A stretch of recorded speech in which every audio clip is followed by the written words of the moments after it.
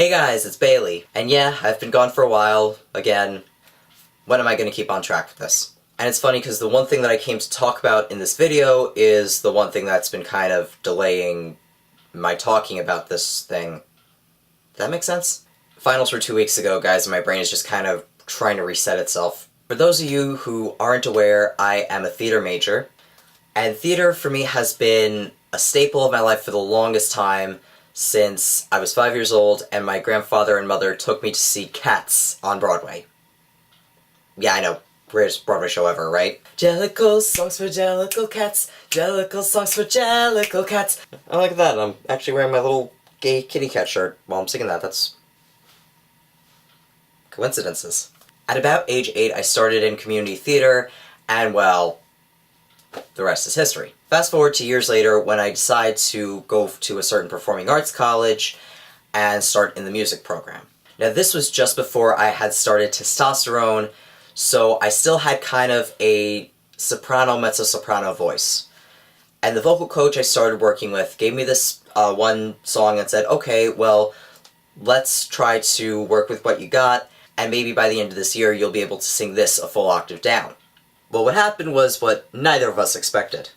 I started testosterone, my voice dropped like a stone, I was atonal for about 2-3 weeks maybe, and then all of a sudden I got this deep voice. And by the end of that semester, I sang that piece an octave down. It was kind of cool. Then that summer, I signed up for a community theater show, and that was the first non-shadowcast thing I had done since, well, long time. In that, I decided, you know what, it is time to switch to theater. That's what I've been wanting to do for a long time. So while I'm switching to theater, I also realize I'm going to have to learn to sing harmony, which I had never done in my life. So even though I was more of a mezzo-soprano, I was always trying so hard to be soprano, and it never really worked. So that September, I started in the theater department. I was this little androgynous twerp with colored hair and an attitude like I gotta be the best no matter what. And, well, I really didn't have many friends at the start because of said attitude. You know, that type of freshman attitude where you want to go back and kind of slap yourself like 20 million times for doing that. The first semester I didn't get into any of the shows, likely because my voice was not even strong enough to carry a tune on its own. And I was disappointed, but I'm like, you know what? It's just the first semester. You still got time. So next semester we did In the Heights, and I also took choir that semester. I got into the ensemble of In the Heights, and with that and being in the bass section of the choir, I'm trying to learn harmony super fast. And that was not easy for someone who had never sung harmony in his life. Okay, no, I lied. There's one time I ever sang harmony before transition.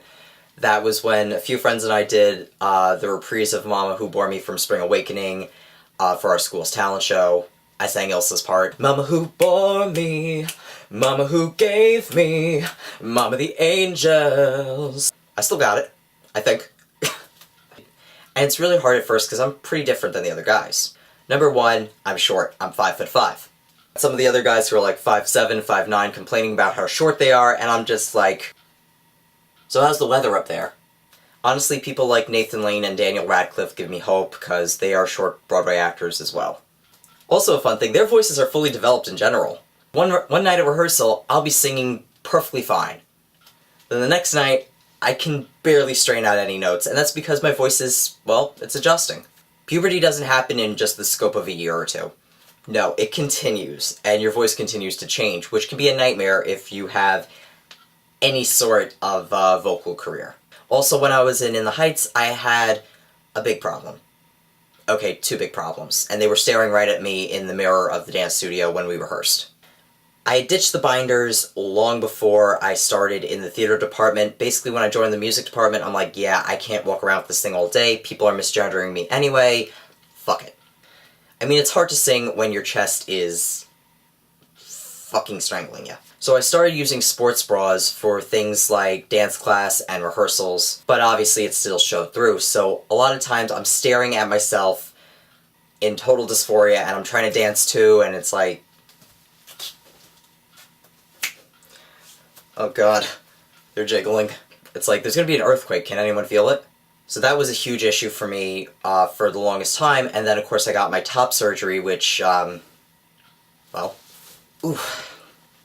got a little easier to dance around when I don't have to worry about sports bras. Oh yeah, side note, I'm almost a full year post-op. I will be in a couple of days. Hopefully I'll actually be on schedule and make that video for you guys. Also, Jesus Christ, I gotta get back to the gym. Let me just put this back on. So this video is not dominated by my ridiculous amount of chest hair. Also, being in choir was fun, considering the fact that, well, again, harmony was a new thing to me, and so was my low vocal range. There was one solo for baritones that I'm listening to other guys audition for, and I'm listening and I'm like, okay, you know what? I hear it, let's give it a try. So I raised my hand, and keep in mind everyone knows that I'm trans, everyone knows my voice is still doing its thing. So I open my mouth, I start singing, and I am so off key, I can barely get those notes, I can barely get on those notes correctly, and I just stop halfway through. And everyone's like, no, just keep going, just finish it. So I did, very badly, but everyone still kind of gave me applause and a little bit of encouragement, like, it'll take time. It really will take time. And now it's just a matter of getting my voice to a point where I could easily manage it.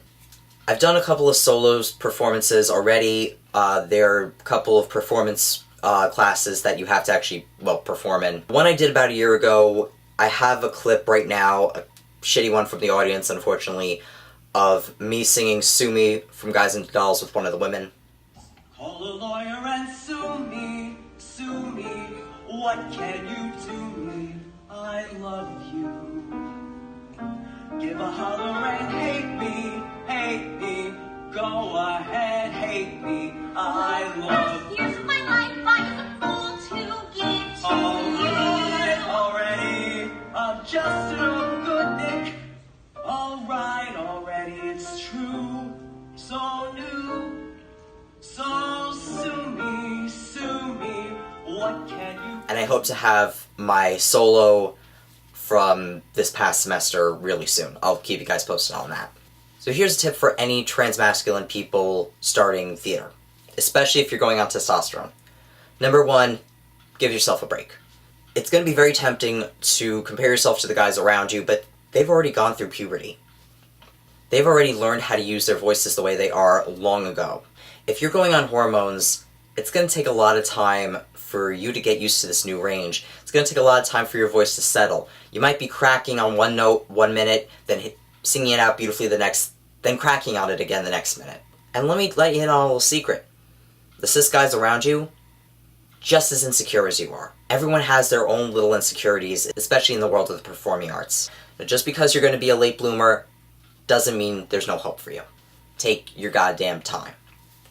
Number two, practice. It's probably a given, but Lord knows I need a reminder sometimes. Practice your vocal exercises, practice songs where you're most comfortable to really warm up, and of course then introduce some of the harder stuff. Obviously when your voice is first starting to change, you're going to have to take your time to figure out what amount of practice can be done for you. For me, my vocal coach had me start at 10 minutes a night, then it started expanding to like 20 to 30, and now I could practice for a lot longer if need be. Okay. Number three, don't push yourself too far too fast.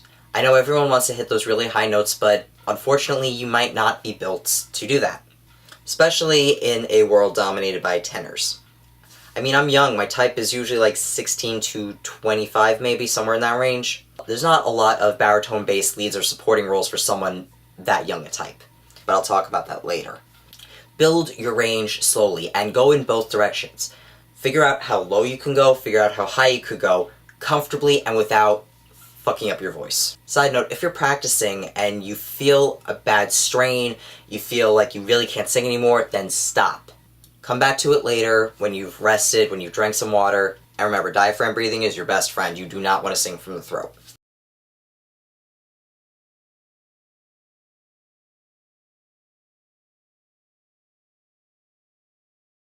And number four, most importantly, just enjoy yourself. Whether you do community theater every now and then, or whether you're going for theater professionally, you gotta enjoy it. And you can't let any misery deriving from comparisons to other people, or how frustrated you are that you can't hit that note yet, you can't let that just get in the way of you enjoying what you're doing. Alright guys, I'll hopefully see you in a couple of days when I do my my whole year on after top surgery. Brain currently processing. Finals are now over. Please reset. See you guys.